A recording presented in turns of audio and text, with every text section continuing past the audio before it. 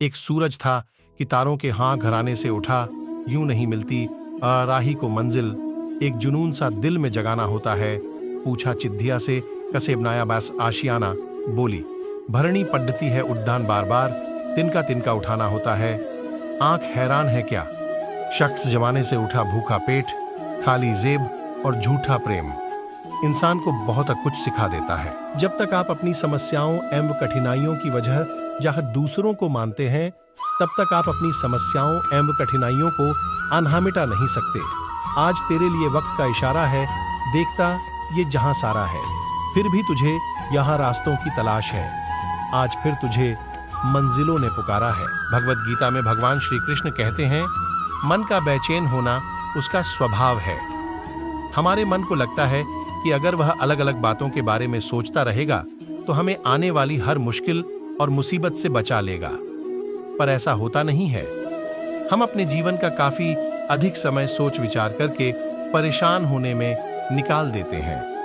भगवान श्री कृष्ण कहते हैं कि मन का यह स्वभाव आपको अपना गोल हमेशा याद रखना चाहिए और हर गलती से कुछ ना कुछ सीखना चाहिए कि यार आप अपने जिस लक्ष्य की ओर बढ़ रहे हैं उसे कभी छोड़ना मत। और यकीन मानो मेरा, अगर आप उस लक्ष्य को पाने की चाह जब तक नहीं छोड़ते तब तक आप सफलता की ओर बढ़ते रहेंगे। लेकिन जिस दिन आपने अपने लक्ष्य की ओर बढ़ना छोड़ दिया, उस दिन निश्चिंत आपकी हार है। किसी भी व्यक्ति पर हद से ज्यादा विश्वास नहीं करना चाहिए, क्योंकि सामने वाला व्यक्ति भी इंसान ही है और इंसान की नीयत कभी भी खराब हो सकती है। कभी भी किसी के खिलाफ कोई साजिश मत कीजिए। सफलता पाने के बाद और ज्यादा विनम्र बनने की कोशिश करनी चाहिए, तभी आप सफलता को संभाल पाएंगे। श्री कृष्ण जी कहते हैं, जब दुनिया साथ छोड़ दे तो खुद से प्यार कर लो, खुद पे थोड़ा एतबार कर लो। एक बार फिर लगा दो अपनी पूरी ताकत खुद की जीत के लिए और जमाने को ये दिखा दो कि तुम्हें बैशाखियों की जरूरत नहीं है जीतने के लिए। गिरकर उठने वाले अक्सर सफल हो जाते हैं, पर मुश्किलों का सामना करना पड़ेगा। इसलिए अगर आप अपने भविष्य अच्छा बनाना चाहते हैं तो खुद को हुनरमंद बनाइए, खुद को किसी काम का विशेषज्ञ बनाइए। जो व्यक्ति हमेशा अच्छी बातें करता है लेकिन कुछ भी अच्छा नहीं करता है, उस व्यक्ति की अच्छी बातें महत्वहीन होती हैं। गलतफहमी को दूर न करने से हम सामने वाले व्यक्ति से दूर होते चले जाते हैं। इसलिए अच्छा यही होता है कि गलतफहमी को जल्दी ही दूर कर लिया जाए। गलत रास्ते से सफलता पाई जा सकती है, लेकिन वह सफलता ज्यादा देर नहीं टिकती है। हालात के साथ लोग भी बदलते रहते हैं, इसलिए हमें बदलाव को स्वीकार करने की आदत डालनी चाहिए। मेहनती व्यक्ति का साथ तो किस्मत को देना ही पड़ता है, चाहे वह चाहे या नहीं। याद है मुझे हमारी प्यार की कहानी, तेरी बेवफाई का दर्द और मेरी आंखों का पानी। कभी कभी जिंदगी मुझे एहसास दिलाती है, तेरी मोहब्बत में धोखा न मिलता तो आज जिंदा होता मैं। हम मोहब्बत करते रहे और वो मजाक एहसास तब हुआ जब श्मशान में बन गया राख। उसने धोखा दिया तो खुद से नाराज था मैं, सोचा निकाल फेंक दूं इस दिल से उसे, लेकिन कमबख्त ये दिल भी उसके ही पास था। अपनी बेवफाई को मजबूरियों के दामन में छिपा लिया उन्होंने। वो धोखा देकर सफाई देते रहे और हम विश्वास करते गए। जब अपनों ने धोखा दिया तो गैरों ने गले लगाया, ऐ खुदा दुनिया में इंसानियत जिंदा रखने के लिए तेरा शुक्रिया। धीरे से इजहार, फिर प्यार और अब बेवफाई। बड़ी चालाकी से उस धोखेबाज ने मुझे बर्बाद कर दिया। वो गलतियां करता गया, हम माफी मांगते गए।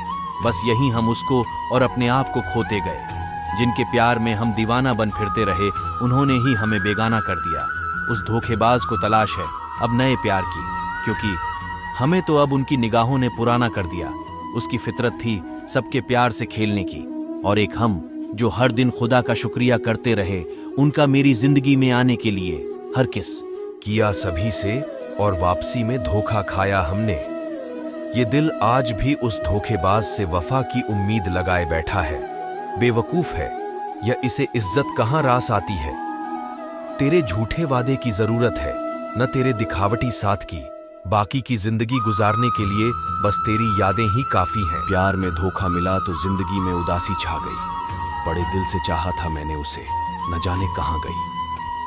वफा के नाम लेकर बेवफाई करने वाला कौन है, आंखों के सामने ही लुट गई दुनिया। फिर भी बता न पाए कि इस धोखेबाजी की गुनहगार कौन है। दिल से चाहा था उसे बेअंत प्यार के साथ किसी और के लिए छोड़ गई वो, मुझे बेइंतहा दर्द के साथ। बहुत शौक था मुझे प्यार करना। कुछ भी तब तक नहीं चला जाता जब तक वह हमें वो सीख नहीं दे देता जो हमें जानने की जरूरत है। जब किसी आपने कभी बहती हुई नदी को ध्यान से देखा होगा तो महसूस किया होगा कि वह बड़ी तेजी के साथ अपने उद्गम स्थल से बहना शुरू करती है और शुरुआत से ही उसका लक्ष्य अपनी मंजिल को प्राप्त करना होता है।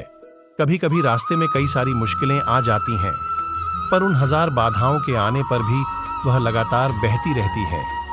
हाँ, कुछ जगह पर उसकी रफ्तार कम हो जाती है। जब आप निरंतर प्रयास करते रहते हैं और हार को स्वीकार नहीं करते हैं तो कोई आपको कभी हारा नहीं सकता है। ये मतलब ये है कि जब आप संघर्ष करते रहते हैं और कठिनाइयों का सामना करते हैं तो आपका मनोबल और संघर्षशीलता आपको अविश्वसनीय सफलता तक पहुंचा सकता है। इसलिए जीतने की उम्मीद रखें और हारने के बारे में सोचने की जगह संघर्ष के लिए तत्पर रहें।